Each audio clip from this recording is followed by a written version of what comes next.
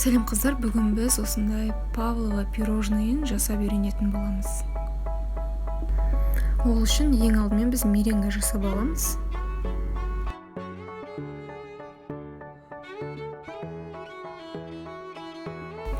Бізге 3 жұмыртқаның ағы, 80 грамм қант, 80 грамм сахарный пудра және 10 грамм крахмал қажет болады.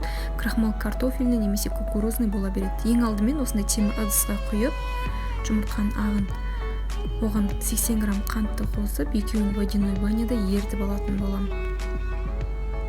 Еріп келді, мен енді комбайнның ыдысына салдым барлығын және комбайнның жоғарғы жылдамдығында айналдыратын боламын.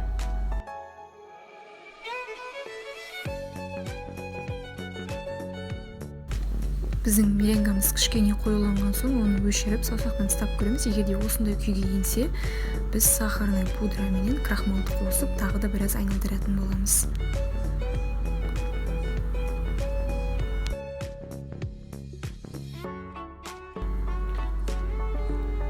Бізде дайын болған меренга осылай көріну керек. Саусақпен міндетті түрде ұстап көріңіз. Енді Павлованы құю үшін маған осындай насадка және кондитерский мешок қажет болады. Егер де сізде осы екеуі де болмаса, жай ғана қасықпен құйып шығуға да болады. Енді бұны құюлы өте оңай. Ең алдымен астын құйып шығамыз. Сосын шет-шетінен құямыз, биіктеу қылып. Ортасын тесік қылып қалдырамыз, өйткені ортасына фрукты немесе конфи құятын боламыз. Енді Павлованы пісіру үшін біз печканы 160 градусқа көтеріп қыздырып аламыз. Алсалардан алдын 100 градусқа қайта түсіріп, ішіне салып кептіретін боламыз. 1,5 сағат ішінде кебеді. 1,5 сағаттан соң печканы өшіріп қойып, 1 сағатқа ішінде қалдырамыз. Енді крем жасайтын болсақ, бізге 150 грамм творожный сыр, 50 грамм қант және 150 грамм сливки қажет болады. Ең алдымен творожный сыр мен қантты бірге араластырып аламыз.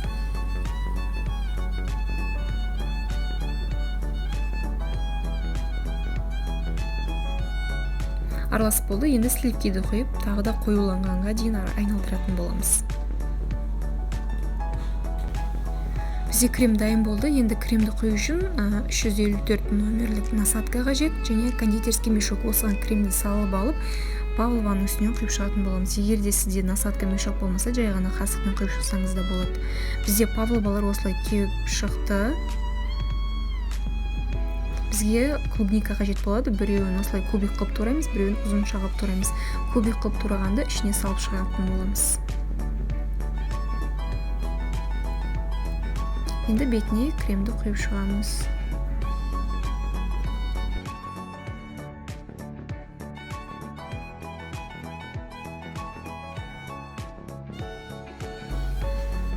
Енді бізге бетін әсемдеу үшін клубника немесе кез келген фрукты қажет болады.